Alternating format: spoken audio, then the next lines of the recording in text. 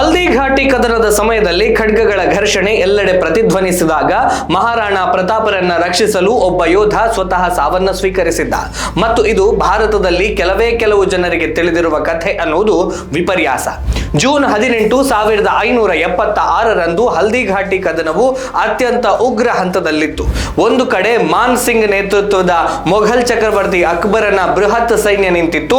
ಮತ್ತೊಂದೆಡೆ ಮಹಾರಾಣಾ ಪ್ರತಾಪ್ ತಮ್ಮ ಯೋಧರೊಂದಿಗೆ ಮೇವಾರದ ಸ್ವಾತಂತ್ರ್ಯಕ್ಕಾಗಿ ಹೋರಾಡ್ತಾ ಇದ್ರು. ಯುದ್ಧ ಭೂಮಿಯಲ್ಲಿ ಎಲ್ಲೆಡೆ ಧೂಳೆದ್ದಿತ್ತು. ಖಡ್ಗಗಳ ಘರ್ಷಣೆಯಾಗ್ತಾ ಇತ್ತು ಮತ್ತು ಎಲ್ಲ ದಿಕ್ಕುಗಳಿಂದಲೂ ಯುದ್ಧದ ಕೂಗುಗಳು ಪ್ರತಿಧ್ವನಿಸ್ತಾ ಇದ್ವು. ಮಹಾರಾಣಾ ಪ್ರತಾಪ್ ಸ್ವತಃ ಶತ್ರುಗಳ ಪಡೆಯೊಳಗೆ ಆಳವಾಗಿ ಧುಮುಕಿ ಉಗ್ರ ದಾಳಿಗಳನ್ನು ಪ್ರಾರಂಭಿಸಿದರು.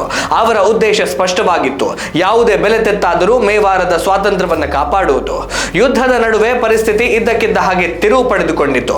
ಮಹಾರಾಣಾ ಪ್ರತಾಪನ ಪ್ರೀತಿಯ ಕುದುರೆ ಚೇತಕ್ನ ಒಂದು ಕಾಲಿಗೆ ಮಾನ್ಸಿಂಗ್ನ ಆನೆಯ ಸೊಂಡಿಲಿಗೆ ಜೋಡಿಸಲಾಗಿದ್ದ ಖಡ್ಗದಿಂದ ಗಾಯವಾಯಿತು. ಚೇತಕ್ ಗಾಯಗೊಂಡ ತಕ್ಷಣ ಮಹಾರಾಣಾ ಪ್ರತಾಪ್ ಅವರನ್ನ ಮೊಘಲ್ ಸೈನ್ಯ ಸುತ್ತುವರೆದಿತ್ತು. ಅವರ ದೇಹದಾದ್ಯಂತ ಖಡ್ಗಗಳು ಮತ್ತು ಈಟಿಗಳಿಂದ ಹಲವಾರು ಗಾಯಗಳಾಗಿದ್ದರೂ ಅವರು ಯುದ್ಧ ಭೂಮಿಯನ್ನ ತ್ಯಜಿಸಲು ಸಿದ್ಧರಿರಲಿಲ್ಲ. ಮಹಾರಾಣನ ತಲೆಯ ಮೇಲಿದ್ದ ರಾಜಛತ್ರಿಯು ಅವರನ್ನ ಶತ್ರುಗಳಿಗೆ ಸುಲಭವಾಗಿ ಗುರಿಯಾಗಿಸ್ತಾ ಇತ್ತು.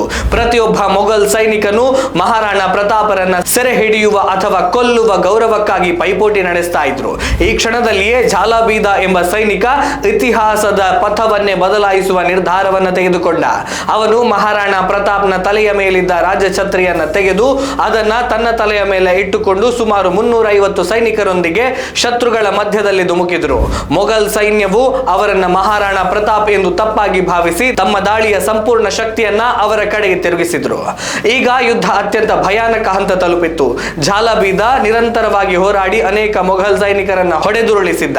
ತಾನು ಬದುಕುಳಿಯುವುದಿಲ್ಲ ಎಂದು ಅವನಿಗೆ ಸ್ಪಷ್ಟವಾಗಿ ತಿಳಿದಿತ್ತು. ಆದರೆ ಅವನಿಗೆ ಒಂದೇ ಒಂದು ಉದ್ದೇಶವಿತ್ತು: ಮಹಾರಾಣಾ ಪ್ರತಾಪ್ ಸುರಕ್ಷಿತವಾಗಿ ತಪ್ಪಿಸಿಕೊಳ್ಳುವುದನ್ನು ಖಚಿತಪಡಿಸಿಕೊಳ್ಳುವುದು. ಏತನ್ಮಧ್ಯೆ ಮಹಾರಾಣಾ ಪ್ರತಾಪರ ಸಹಚರರು ಅವರನ್ನ ಯುದ್ಧ ಭೂಮಿಯಿಂದ ಹೊರಗೆ ಕರೆದೊಯ್ದರು. ಗಾಯಗೊಂಡಿದ್ರು ಚೇತಕ್ ಕೂಡ ತನ್ನ ಕೊನೆಯ ಉಸಿರಿನವರೆಗೂ ತನ್ನ ಯಜಮಾನನ ಪಕ್ಕದಲ್ಲಿ ದೃಢವಾಗಿ ಉಳಿಯಿತು. ಮೊಘಲರು ಸತ್ಯವನ್ನ ಅರಿತುಕೊಳ್ಳುವ ಹೊತ್ತಿಗೆ ತುಂಬಾ ತಡವಾಗಿತ್ತು. ಮಹಾರಾಣಾ ಪ್ರತಾಪ್ ಸುರಕ್ಷಿತವಾಗಿ ತಪ್ಪಿಸಿಕೊಂಡಿದ್ದ. ಆದರೆ ಝಾಲಾಬೀದಾ ಧೈರ್ಯದಿಂದ ಹೋರಾಡಿ ಹುತಾತ್ಮನಾಗಿದ್ದ. ಅವನ ತ್ಯಾಗ ಕೇವಲ ಸೈನಿಕನ ಮರಣ ಅಲ್ಲ, ಬದಲಾಗಿ ಮೇವಾರದ ಗೌರವ ಮತ್ತು ಘನತೆಯನ್ನ ಕಾಪಾಡುವ ನಿಸ್ವಾರ್ಥ ಸೇವೆಯಾಗಿತ್ತು. ಮತ್ತದು ಇತಿಹಾಸವು ಶಾಶ್ವತವಾಗಿ ನೆನಪಿಟ್ಟುಕೊಳ್ಳುವಂತದ್ದಾಗಿತ್ತು.